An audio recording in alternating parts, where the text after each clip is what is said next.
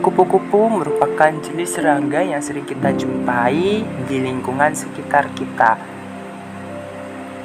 Kupu-kupu merupakan serangga yang cantik karena memiliki corak pada sayapnya dengan warna-warna yang unik.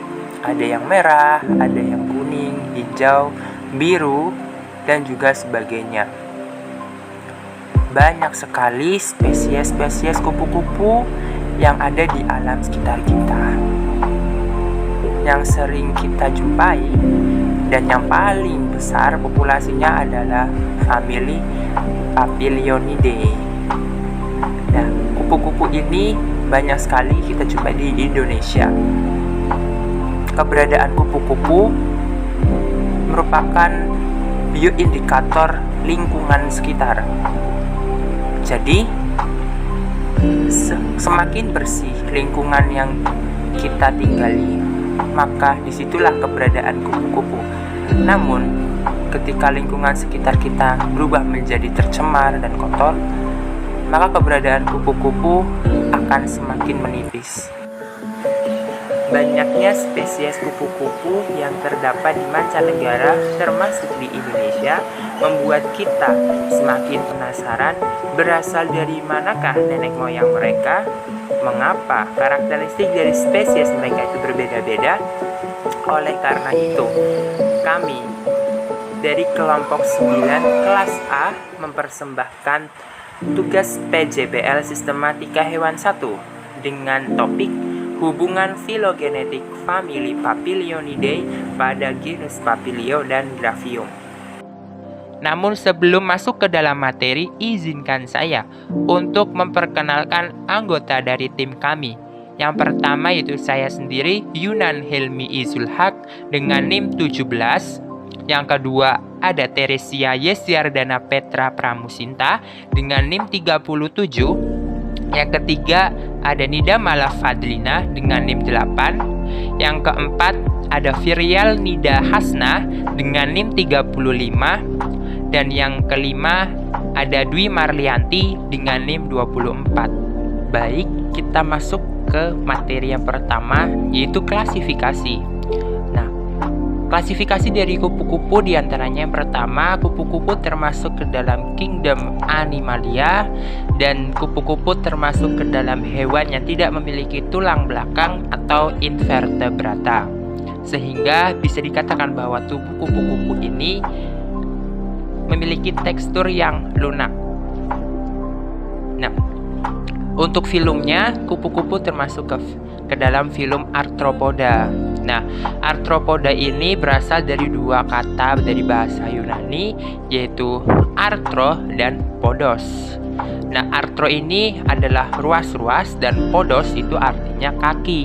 Jadi, kupu-kupu memiliki kaki yang beruas-ruas dan tubuhnya juga memiliki ruas-ruas. Nah, untuk kelasnya sendiri, kupu-kupu termasuk ke dalam kelas insekta atau serangga, di mana memiliki sayap dan bernafas menggunakan trachea. Klasifikasi selanjutnya yaitu ordo Lepidoptera yang memiliki karakter sayap bersisik dan mungil serta memiliki proboscis. Kemudian klasifikasi selanjutnya itu berdasarkan famili, termasuk ke dalam famili Papilionidae yang memiliki karakter ukuran tubuh besar dan corak sayap yang indah. Teknik yang digunakan adalah teknik direct sampling. Teknik direct sampling terdiri dari aerial net, sweeping net, dan aquatic net. Teknik aerial net ditujukan untuk serangga terbang seperti kupu-kupu, capung, lalat, dan lebah. Caranya adalah dengan menggunakan alat penangkap berupa jaring udara atau aerial net dengan pegangan yang ringan, dan jaring tersebut terbuat dari nilon ringan.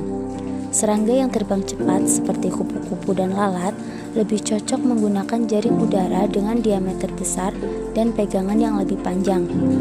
Untuk menangkap serangga tersebut, langkah yang dilakukan yaitu dengan memegang pegangan menggunakan kedua tangan, kemudian ayunkan jaring mengikuti pola angka 8. Ketika sudah tertangkap di jaring, spesimen kupu-kupu karena memiliki ukuran yang lebih besar, maka pemindahannya bisa langsung dengan tangan, yaitu dengan memegang bagian toraksnya, kemudian dipindahkan ke wadah spesimen sementara. Selanjutnya kita masuk ke bagian koleksi spesimen. Koleksi spesimen pada kupu-kupu yaitu menggunakan teknik insektarium. Insektarium merupakan koleksi serangga berupa awetan-awetan kering. Spesimen-spesimen yang telah dikeringkan kemudian dilabeli, lalu disimpan di dalam kotak serangga. Kotak tersebut kemudian dilapisi dengan gabus atau styrofoam dan ditutup. Kupu-kupu yang dipakai dalam insektarium didapatkan dengan dua cara, yaitu yang pertama adalah kupu-kupu tangkapan. Kupu-kupu ini ditangkap lalu dibunuh dengan cara menusuk bagian toraknya. Setelah itu kupu-kupu dimasukkan ke dalam oven.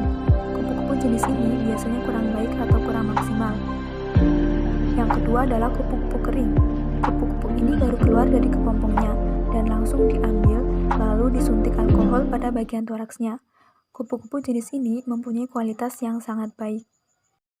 Papiliochutus menurut klasifikasi Linnaeus 1767 memiliki nama lokal kupu-kupu swallowtail dan tidak memiliki sinonim. Karakter diagnostiknya, ujung sayap memanjang dan warna tubuhnya memiliki corak hitam kuning, serta distribusi berada di Amerika Utara dan Oseania. Papilio macaon klasifikasi menurut Linnaeus pada tahun 1758 memiliki nama lokal Old World Swallowtail dengan sinonim Papilio macaon laponica, yaitu menurut Verity pada tahun 1911. Kemudian memiliki karakter diagnostik sayap bersisik dan terang serta mengkilap, ujung sayap seperti ekor. Spesies ini berdistribusi berada di Amerika Utara.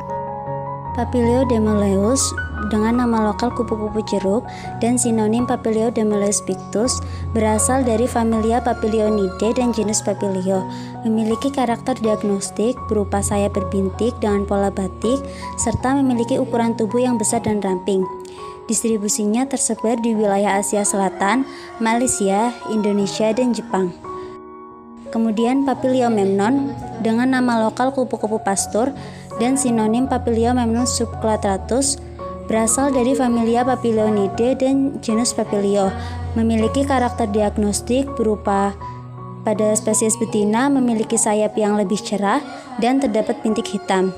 Distribusinya tersebar di wilayah India Timur, Nepal, Jepang, dan Indonesia. Kemudian Graphium evemon dengan sinonim Papilio evemon albosilatis, berasal dari familia Papilionidae dan genus Graphium. Memiliki karakter diagnostik berupa sayap hitam yang lebar dan terdapat garis biru, bintik hijau dan perak dan besar. Distribusinya tersebar di wilayah India, Singapura, Indonesia, dan Malaysia. Selanjutnya kita bahas mengenai dendrogram. Berdasarkan antesis dan data informasi mengenai karakter diagnostik dari masing-masing spesies, didapatkan pohon filogenis seperti pada gambar berikut. Di sini teman-teman dapat lihat bahwa Polytes dan Sarpedon membentuk cabang sendiri dulu sebelum bergabung dengan cabang yang lain. Dapat dikatakan bahwa Polytes dan Sarpedon memiliki kekerabatan yang dekat dan masih termasuk ke dalam satu spesies moyang yang sama, namun mempunyai beberapa karakteristik yang berbeda dari nenek moyangnya, sehingga Polytes dan Sarpedon termasuk ke dalam kelompok parafiletik. Sedangkan spesies lainnya seperti Papilomemnon, Kuntus, Machaon, Domelous, Evemon, Demolion, Nepelus, dan Agamemnon termasuk ke dalam kelompok monofiletik karena berasal dari nenek moyang yang sama dan mempunyai karakteristik yang sama pula. Bagian kesimpulan didapatkan yang pertama klasifikasi, yaitu berasal dari kingdom Animalia, phylum Arthropoda, kelas Insecta, ordo Lepidoptera, dan famili Papilionidae. Kemudian yang kedua teknik sampling, yaitu dengan menggunakan teknik sweeping net. Kemudian yang ketiga, basis spesimennya ialah Insectarium. Yang keempat, identifikasi kekerabatan hubungan filogenetik famili Papilionidae dari jenis Papilio dan Graphium menggunakan aplikasi antesis. Kemudian yang terakhir, beberapa spesies dari famili Papilionidae parafiletik, yaitu spesies Papilio Polytes dan Graphium Sarpedon, sedangkan 8 spesies lainnya bersifat monofiletik. Cukup sekian presentasi dari kelompok kami. Kurang lebihnya kami memohon maaf apabila terdapat kekurangan maupun kesalahan dalam pengucapan kata. Terima kasih. Wassalamualaikum warahmatullahi wabarakatuh.